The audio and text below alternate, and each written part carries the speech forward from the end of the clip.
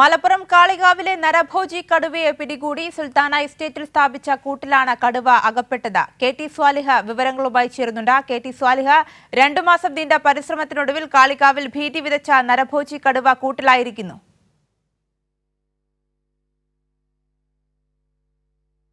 കടുവയെ ആകർഷിക്കാനായി പലയിടത്തായി കൂടുകൾ സ്ഥാപിച്ചിരുന്നു. 10-ലധികം കൂടുകൾ വിവിധ ഭാഗങ്ങളിൽ സ്ഥാപിച്ചിരുന്നു. ഈ ടാപ്പിംഗ് തൊഴിലാളിയായിരുന്ന അബ്ദുൽ ഗഫൂറിനെ കടുവ കടിച്ചു കൊണ്ടുപോയ സ്ഥലത്തു നിന്ന് ഏതാണ്ട് 1 കിലോമീറ്റർ മാറിയാണ് ഇപ്പോൾ കടുവ കൂട്ടിലായിരിക്കുന്നത്.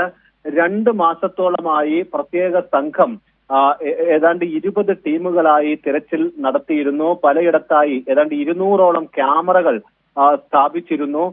ക്യാമറകളിലെ ദൃശ്യങ്ങൾ പരിശോധിക്കുമ്പോൾ പല ദിവസങ്ങളിലും കടുവയെ കാണുകയോ അതല്ലെങ്കിൽ തിരച്ചിലിനിടെ കടുവയുടെ കാൽപ്പാടുകൾ കാണുകയോ ഒക്കെ ചെയ്തിരുന്നു. പക്ഷെ കടുവയെ മാത്രം കണ്ടെത്താൻ സാധിച്ചിരുന്നില്ല. പ്രത്യേക ദൗത്യ സംഘം കടുവയെ വെടിവെക്കുന്നതിനുള്ള പ്രത്യേക ദൗത്യ സംഘവും വനത്തിൽ തുടരുകയായിരുന്നു. ഈ കനത്ത മഴയൊക്കെ വലിയ വെല്ലുവിളിയായിരുന്നു. പക്ഷെ ഇതിനിടെയാണ് ഇപ്പോൾ കടുവ കൂട്ടിൽ അകപ്പെട്ടിരിക്കുന്നത്. സുൽത്താന എസ്റ്റേറ്റിൽ S1 സ്ഥാപിച്ച കൂട്ടിലാണ് ഇപ്പോൾ കടുവ അകപ്പെട്ടിരിക്കുന്നത്. സ്വാലിഹ, കടുവയുടെ ആരോഗ്യനില എപ്രകാരമുണ്ട്? ഇതിനുശേഷം കടുവയെ എങ്ങോട്ടേക്ക് മാറ്റാനുള്ള നടപടികളാണ് പുരോഗമിക്കുക? ഇതുൾപ്പെടെയുള്ള കാര്യങ്ങൾ കൂടി അറിയേണ്ടതുണ്ട്. തീർച്ചയായും ഈ കടുവ 12 വയസ്സിലധികം പ്രായമുള്ള കടുവയാണ് എന്ന ഒരു പ്രാഥമിക വിലയിരുത്തൽ വനം വകുപ്പിനുണ്ട്. മറ്റു ജീവികളെ വേട്ടയാടി പിടികൂടാനുള്ള കഴിവ് ഇല്ലാത്തത് കൊണ്ടാണ്, ആരോഗ്യമില്ലാത്തത് കൊണ്ടാണ് ഇത് മനുഷ്യനെയൊക്കെ ലക്ഷ്യം വെച്ചത് എന്നാണ് വനം വകുപ്പിന്റെ വിലയിരുത്തൽ. അതുകൊണ്ട് ഇതിനെ വീണ്ടും കാട്ടിലേക്ക് വിടുക എന്നത് സംബന്ധിച്ച വലിയ ബുദ്ധിമുട്ടുണ്ട് എന്നാണ് പ്രാഥമികമായി ഇവർ പറയുന്ന വനം വകുപ്പ് ഉദ്യോഗസ്ഥർ പറയുന്ന കാര്യങ്ങൾ.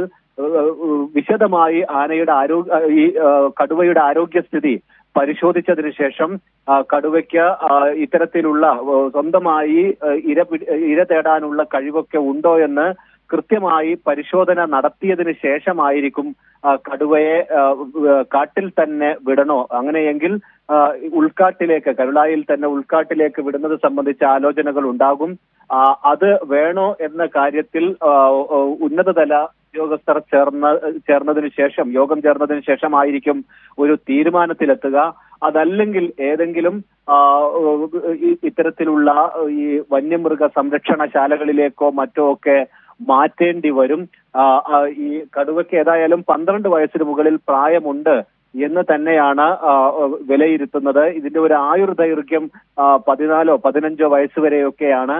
അതുകൊണ്ട് പുതിയൊരു കാട്ടിൽ പോയി അതിജീവിക്കുക വലിയ പാടായിരിക്കും. അതുകൊണ്ട് എന്താണ് ഈ കടുവയുടെ കാര്യത്തിൽ എടുക്കേണ്ടത് എന്നത് സംബന്ധിച്ച് ഉന്നത തലത്തിൽ യോഗം ചേർന്നതിന് ശേഷമായിരിക്കും ഒരു തീരുമാനത്തിലെത്തുക.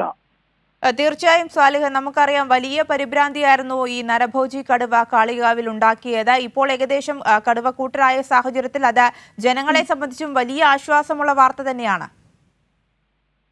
ഈ പ്രദേശത്ത് കടുവയുടെയും പുലിയുടെയും ഒക്കെ സാന്നിധ്യം ഇപ്പോൾ പതിവായിട്ടുണ്ട്. അതുപോലെ തന്നെ കാട്ടാനയുടെ സാന്നിധ്യം പതിവായ മേഖലയാണ് ഈ കരുളായി വനമേഖലയിൽ. അടക്കാക്കുണ്ട് ഭാഗങ്ങളെല്ലാം, കാളികാവ് ഭാഗങ്ങളിലെല്ലാം തന്നെ, പ്രത്യേകിച്ച് ഈ എസ്റ്റേറ്റുകളോടൊക്കെ ചേർന്നുള്ള ഭാഗങ്ങൾ, പലയിടത്തും റബ്ബർ എസ്റ്റേറ്റുകളൊക്കെ ആളുകൾ ഉപേക്ഷിച്ച് പോരുന്ന സാഹചര്യമുണ്ട്.